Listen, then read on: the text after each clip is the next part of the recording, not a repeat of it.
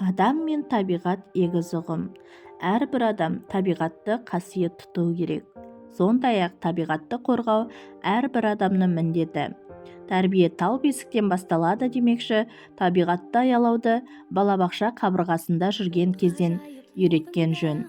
Жер анамызды жасыл етіп сақтау үшін біріншіден жерімізді қалдық заттардан тазартуымыз керек. Екіншіден, жасылдандыруға арналған түрлі гүлдерді, өсімдіктерді, ағаштарды күтіп баптауымыз керек.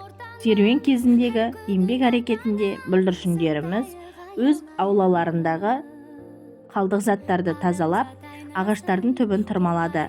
Әрине, бұл табиғатты аялауға қосқан өз үлестері. Еңбек әрекеті барысында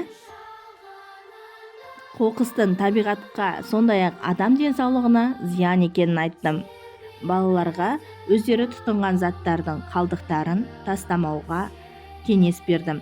Арнайы орындарға салу керектігін ескерттім.